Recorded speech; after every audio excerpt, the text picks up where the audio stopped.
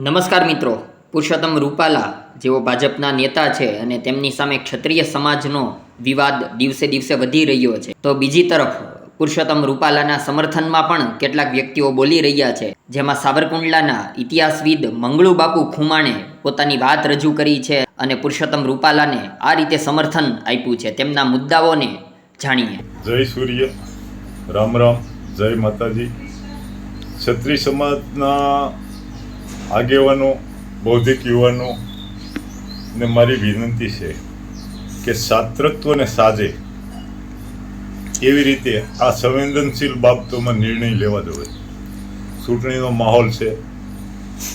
હતાશ રાજકીય પાર્ટીઓ રાષ્ટ્રવાદી પાર્ટી વિરુદ્ધ આવા ષડયંત્રો રચવાના જ છે અને આ ષડયંત્રનો ભોગ રાષ્ટ્રીય પાર્ટીઓ ન બને એ માટે હિન્દુસ્તાનની સમગ્ર પ્રજા જાગૃત છે. ત્યારે ક્ષત્રિયોએ પણ એની ફરજ સમજી અને રાષ્ટ્રવાદી પાર્ટીનું મજબૂત બને, આખો સમાજ રાષ્ટ્રહિતમાં અને અખંડ હિંદની વિચારધારા સાથે આગળ વધે એવી ક્ષત્રિય સમાજના દરેક યુવાનો અને વડીલોને મારી નમ્ર વિનંતી છે. રહી વાત રૂપાલા સાહેબ, રૂપાલા સાહેબની એક શાબ્દિક ભૂલ હતી. આ ભૂલને આવડું મોટું વિકૃત રૂપ ક્ષત્રિયોએ ન આપવું જોઈએ. રૂપાલા સાહેબ એક રાષ્ટ્રનું એવું વ્યક્તિત્વ છે કે જેમણે ઉમૈયા ધામમાં 52 રાજવીઓને એકત્રિત કરી અને એમનું જાજરમાન સન્માન કર્યું. રૂપાલા સાહેબની નિશ્રામાં જે કાર્યક્રમ થયો હતો, ઇતિહાસની આ એક અભૂતપૂર્વ ઘટના હતી. હિન્દુસ્તાન આઝાદ થયા પછી ક્યારેય પણ એક મંચ ઉપર 52 રાજવીઓને લાવી અને એનો ગૌરવ ઇતિહાસ, એમનો ત્યાગ, એમના બલિદાનને ઉજાગર કરવામાં આવ્યા હોય અને એની નોંધ લાખો લોકો વચ્ચે એની નોંધ લેવાની હોય તો માત્ર ને માત્ર ઉમૈયા ધામના રૂપાલા સાહેબને નિશ્રામાં થયેલા આ કાર્યક્રમમાં જ પૂર્વ રાજવીઓની નોંધ લેવામાં આવી.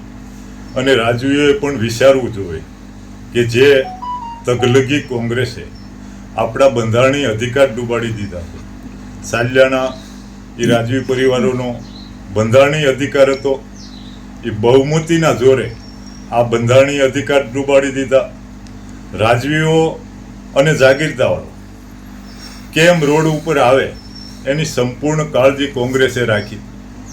રાજવીઓના સાલ્યાના નાબૂદી પછી 96 એકરથી વધારે કોઈ પાસે જમીન, કોઈ રાજવી પરિવાર પાસે કે જાગીરદાર પાસે હોવી ન જોઈએ. એના માટે 96ની ટોચ મર્યાદા લાવ્યા. છતાં પણ રાજવીઓ સલામત, ગિરાસદારો સલામત રહેશે એવું લાગવાથી 1976માં 45 એકરની મર્યાદાવાળી ટોચ મર્યાદા કોંગ્રેસ લાવી અને રાજવીઓ અને જાગીરદારોને રોડ ઉપર લાવી દીધા. છતાં આપણો કોઈ પણ રાજકીય પાર્ટીએ વધારેમાં વધારે હિન્દુસ્તાનનું નુકસાન કર્યું હોય તો કોંગ્રેસે. એક તો તગલગી સામ્યવાદી વિચારધારા, ગરીબોની સંખ્યા વધારો અને સમૃદ્ધ લોકોને ખતમ કરો, આ જ ફિલસૂફી ઉપર કોંગ્રેસ આગળ વધી. સીતાદેવી અને વિજયારાજે સિંધિયાજીએ એમના ખજાના ખાલી કરી નાખ્યા ને ત્યારે આ ભાજપ ઊભું થયું છે. કોંગ્રેસ મુક્ત ભારત એ તો રાજવીઓનું સિક્રેટ સપન હતું અને આજે ક્ષત્રિય સમાજ કે પૂર્વ રાજવીઓ ભાજપ વિમુખ જાય એ તો બહુ દુઃખદ ઘટના થાય. હું વિશ્વાસપૂર્વક કહું છું કે 80% ક્ષત્રિયો ભાજપ સાથે છે. ગણ્યા ગાંઠ્યા રાજ પરિવારના 2-5 સભ્યો કોંગ્રેસમાં છે અને એ એનું સ્થાન જાળવવા માટે ક્ષત્રિય સમાજને ગુમરાહ કરે છે. પણ ક્ષત્રિય સમાજે વિચારવું જોઈએ કે આપણું ભાવિ ક્યાં સલામત છે, આપણું રાષ્ટ્ર ક્યાં સલામત છે, આપણો ધર્મ ક્યાં સલામત છે. હું ક્ષત્રિય સમાજને વિનંતી કરું છું કે ભારતીય જનતા પાર્ટીની વિચારધારાથી જ છાત્રત્વ શોભે.